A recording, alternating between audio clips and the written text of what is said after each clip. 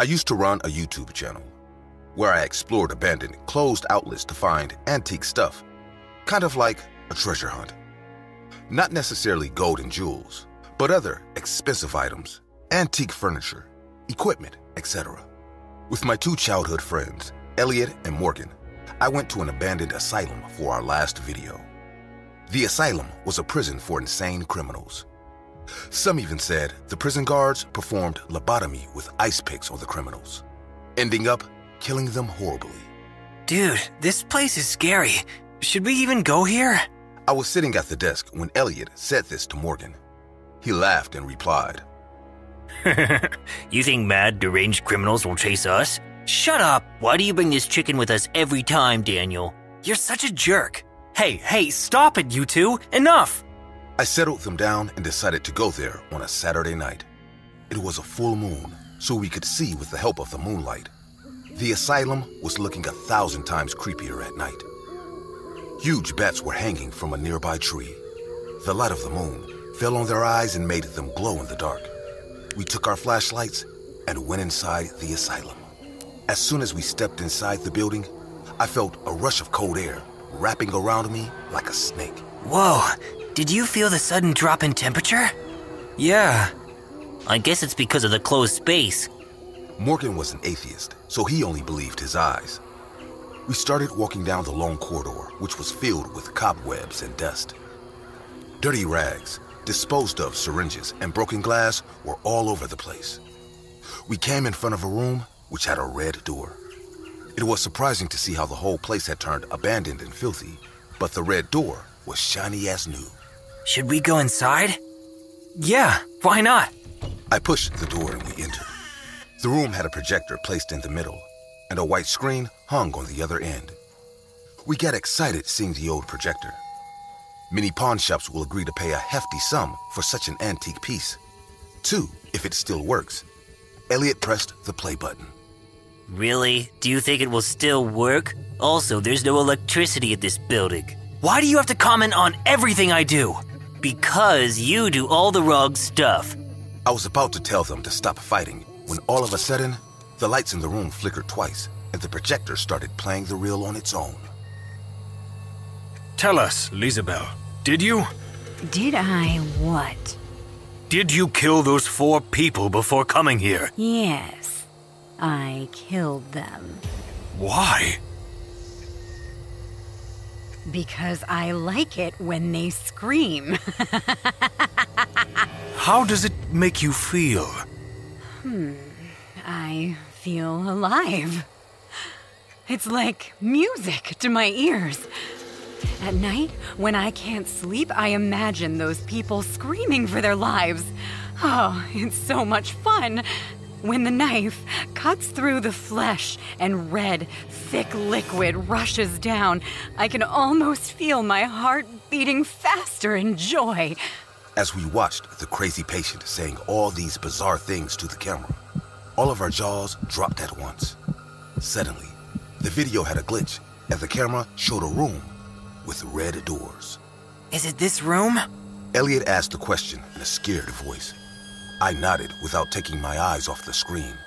Now in that video, a pair of hands pushed the door open, and we saw a horrible sight.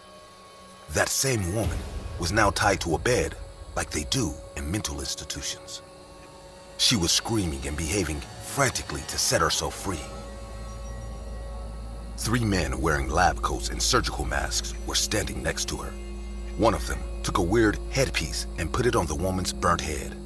And then the other one turned on a machine placed beside the bed, and the woman started receiving electric shocks. We could see the electric waves sparking in the headpiece, and smoke started coming out of her head. But even if her skin burnt, she didn't even flinch. Instead, she started laughing hysterically. I won't scream like them, Doctor. No matter how much you try. You give me more pain, and I will laugh louder. None of you will ever get to hear my scream, no matter how much you torture me. And suddenly, the projector stopped, leaving the room in complete darkness. I heard Morgan scream and quickly turned on the flashlight. Morgan was holding his cheek while breathing heavily. Someone had just scratched his entire face with really sharp fingernails. And to our surprise, Elliot was gone. Who did this to you? Oh my God! Where is Elliot? We need to find him. We better get out of here immediately. We both rushed outside the room and were about to go upstairs to check for Elliot when we heard a sobbing voice. The voice was coming from the end of the corridor. Is that Elliot? I don't know. Morgan and I slowly walked to the end of the corridor. As I flashed my torch, I saw Elliot sitting in the corner, right infant of a broken wall. He had his back at us and was rocking back and forth while sobbing painfully.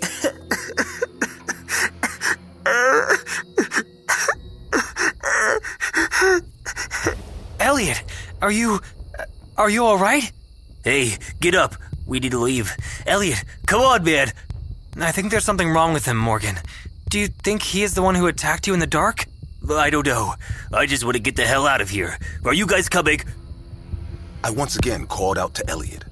Elliot, let's leave, okay? Everything will be all right then. You promise? Yes, come on, let's go! Elliot slowly got up, but he still didn't turn back. He just stood like a statue. Morgan lost all his patience and grabbed his shoulders, yelling, Enough of your stupid pranks. We need to...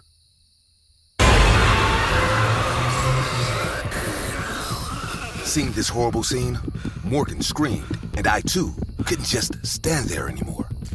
We both ran for our lives, and we heard Elliot saying from behind, Oh, I still enjoy when they scream. The best music to my ears. It's been 8 months since we saw Elliot. We went to the cops and told them everything. They went back to the asylum to check for our friend, but they didn't find anyone. Elliot's disappearance is now just a missing persons case. We have no idea what happened to him or if he's even alive. We went to an abandoned asylum looking for valuable treasure, but instead lost our friend forever.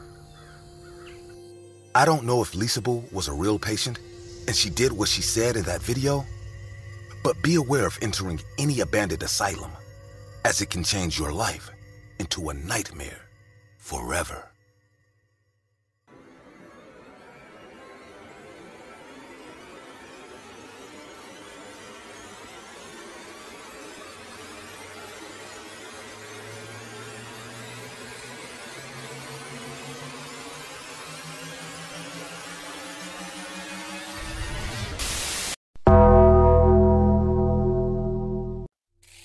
My friend Ricky owned an antique shop that he inherited from his father. Often he would go to places in search of the junkyard and abandoned locations to collect valuable antiques. And later, he would sell them. He called these trips treasure hunting. I accompanied him to some, but that one time, I was working in my barnyard when Ricky called me. Yeah? Are you free today? I have to finish this wine cabinet today, man. I'll do it tomorrow. I need you here, man. I found an abandoned factory in the woods. Let's leave within like 10 minutes, or else it's gonna be difficult to come back during sunlight. Oh, fine. I freshened up and put on a new t-shirt. Told Mom that I would be late for dinner. I kept my flashlight and hunting knife inside my jacket pocket. I drove my scooter to Ricky's store. He was closing the shop when I reached. He had a backpack and a metal detector. You ready for an adventure, sonny boy?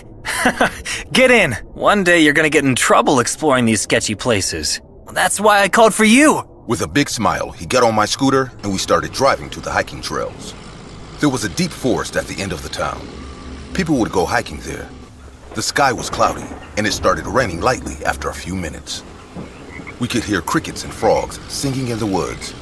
I parked my scooter near the trail, right under a tree, and followed Ricky into the woods. The deeper we went, the sound of the forest started to grow louder. After walking for 15 minutes straight, we stopped by an old rusty gate. Ricky pushed the gate and said, Let's go. I found this place yesterday. I had no clue this giant was sleeping here. Ricky wasn't wrong. The factory did appear as a sleeping giant. It had broken windows, wild saplings growing over the damp walls. A stinky, dusty air surrounded that place. A bunch of crows flew over our heads to a dead tree in the corner. In a few words, the place gave me chills. Whoa, this place is spooky. I know, right? I heard a fire broke out here, and no one got out alive. Bloody hell! Why would you... Look at your face, dummy. That was not funny, Rick with a D. I just found this place. I have no idea what happened here. Anything can happen inside. Be prepared. Ricky made another funny face, and I ignored him as usual. Before stepping inside the factory, we wanted to check out the entire property. So we started roaming outside. At the back of the factory, we found a heap of scrapped items lying in the dumpster. And there was broken furniture lying next to it, too. We started going through the stuff. The metal detector beeped crazily once it hit the heap of garbage. After a tiresome search for half an hour, we found a bunch of silver plates and an antique clock with broken glass. I don't think we're gonna find anything here. Please, help me! Who's that? I think that's a woman. Please, help me! We followed the sound and found this small area with 4 to 5 locked storage units. It's been days since I've eaten. I need to go to the bathroom. This bleeding won't stop. Please help me. Help me get out. Oh my god! Where are you? I'm inside this dark place. I couldn't see. He had me blindfolded when he brought me here. What? Who had you blindfolded? The man who gave me a lift from the highway. I swear he'll kill me. Please, you've got to help me. Rick and I have turned pale by then. We were scared like hell. We should call the cops now. Yeah, you're right. You call the cops. I'll break down this lock. I immediately dialed 911 and told them about finding a girl locked in some abandoned factory. The cops said they will reach us in 15 minutes. Meanwhile, Rick started hitting the lock with a big rock. After 4 to 5 hits, the lock broke down, and we could finally see what was inside. A girl was wearing a jacket and t-shirt paired with dusty jeans. A gust of wind hit our nose, and we realized the storage unit was reeking of sweat and urine. The girl was lying on a worn-out mattress.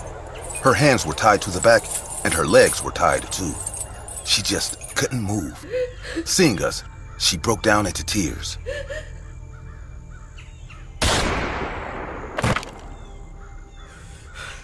That's when a gunshot hit the tree right beside me. Holy mother of God! Who is that? Rick and I immediately dodged and got inside the unit, closing the door. As the shutter was going down, we could see a freaky-looking man running towards us at full speed, holding a gun and screaming. You can't save her! This is none of your business! I will kill you three, one after the other! The shutter went down, and the man bumped onto it at that very moment. Rick and I pushed the door down with our feet, giving all our effort so that the man couldn't open it. He banged on the metal door, saying, This is none of your business! That girl is mine! Open the goddamn door and let me have her! The cops are on their way! You are going to rot in jail, freak! You called the cops? Damn right we did! This girl is going to get out of here alive! And if anyone's gonna get beaten up, that's you, jerk! I will come for you two! I swear on Satan, I will come for you fools!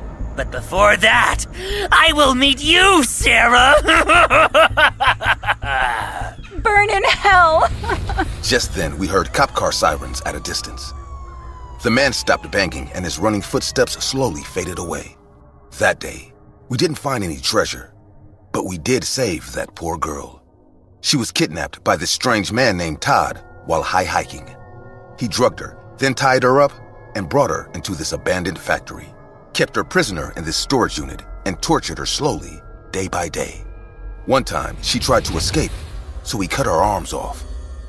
The girl was reunited with her family, and the man was also arrested by the cops within a week. He was captured from a small pub in the city. The cops also came to know this man, Todd, was a serial killer, and he had already killed 3 girls. 2 of them had been reported as missing person cases a month ago. Rick and I are glad that we went to that place. Otherwise, the innocent girl would have surely ended up dead.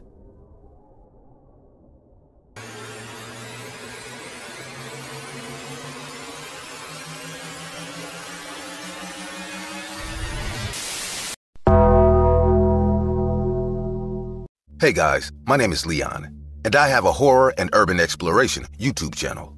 Yeah, I know what you're thinking. A ghost channel. How original. He sure lies in his videos. And actually, you're right. All of our scares are fabricated. But the story I'm about to tell you was not fabricated. Everything I experienced that night was real. And you know what? My team and I encountered something more diabolical than ghosts, zombies, or demons. We encountered the most evil and cruel entity that can exist: humans. On that day, we were visiting Germany. Our objective was not that small village, which I will not mention its name, but we were going to look for ghosts in an abandoned hospital several kilometers away. When we stopped to rest, it looked more like a small town than a village. Unlike what you might think of the Germans, the people were very welcoming and treated us as if we were members of their families. We had planned to continue our trip, but decided to spend the night in an inn to enjoy the visit. Tourists? What? You stay in? Before he could answer, a girl spoke up first. I'm sorry, Franz doesn't speak English well. He was asking if you are the tourists and if you're going to spend the night at the inn. Oh, yeah. Is there a problem with that? Oh no, we just came by to say hello. My name is Emma. Nice to meet you. Leon. Nice camera. Are you guys YouTubers? Oh, yeah. We have a YouTube ghost channel. That's great. Actually, we also came for another reason. Have you ever played Treasure Hunt? Yeah, of course. We used to play it all the time. Great! As a tradition, here we always play with the tourists, but the treasure is somewhere in an abandoned house in the forest, full of ghosts. Do you think you can find the treasure box? I don't know. We're a little tired. I'm sure it'll make a great YouTube video, and it would be a nice gesture. It would be a beautiful thing for the whole world to see our little town. Aw, of course we will. I can't guarantee that many people will see it, but we'll definitely go. And at night. In the worst case, a ghost will kill us and this place becomes famous. Thank you guys. You don't know how much this means to us. We'll go hide the treasure. Don't go until nightfall. Well, I guess we should get ready for the night. As the night came, we went with our team to this abandoned house, and we have to admit, this really was great content for our channel. The place was trashed. It was spooky, and you felt that at any moment, something was going to happen. I must admit, I'm quite surprised. Right, Julia? Yeah, these guys have a lot of guts to come here and hide something. While the rest of them were talking, I walked a little further into the house with the camera in my hand. I looked out the window, and though I couldn't see anything clearly, I saw something move through the trees. I don't like this. Guys, I think today's people are... Oh my god. I got the scare of my life. Look, out the windows! As we looked outside, there were a lot of flashlights pointing in our direction. Suddenly, we began to hear footsteps near us. We were not alone. Do you think it's those guys? Maybe someone else lives here. I don't know, and I don't care. Let's get out of here as soon as possible. I started to walk nervously to the exit, but when I saw something with my eyes, I quickly took a step back. A white, shapeless face was peering out, staring at us. As soon as he realized I saw it, he hit his head. Leon, what's going on? Let's get out of here now. We can't. There's someone on the other side of the door waiting for us to come out. Julia didn't say anything, but I could see the terror running all over her face. The footsteps were getting closer and closer. We didn't know whose they were, but they were coming from the opposite direction to where I had seen the person with the mask. This was a trap. After a few seconds, the footsteps stopped. But we began to hear banging outside the house. What now? Guys, look up! I raised my head in terror and was met with something worse than I could have expected. With each blow, the roof began to crack. The house is gonna fall! Run! We started running desperately out the front door and without fear of running into the person in the mask and through the forest as we listened to the house falling down. As soon as we got out, we ran into the teenagers again. Furious, I grabbed Franz by the jacket. What the hell is wrong with you? Did you try to kill us? What? You tried to break down the house with us in it. I should kill you. We do nothing. We just here. We just came here because of the noise, to see if you were okay. We had nothing to do with it. What happened? Bullshit! We saw you with your flashlights. It was you! Suddenly, the police arrived because of the noise. While I was talking to them, I turned around to talk about the young men. They were gone. We spent the whole trip wondering what had happened. Had it been those young men? Someone else? Ghosts? As we watched the footage, the answers came. When we escaped from the house, we were so upset that we didn't see how the teenagers were covered in dust. And one of them, the dirtiest one, had a huge hammer that he must have used to break the pillars of the house. Today, we still don't understand what we did to those people to make them try to kill us that way. In the meantime, we keep uploading YouTube videos of us exploring and dealing with ghosts. While we may someday encounter a real ghost, it sure won't be as dangerous as encountering more humans.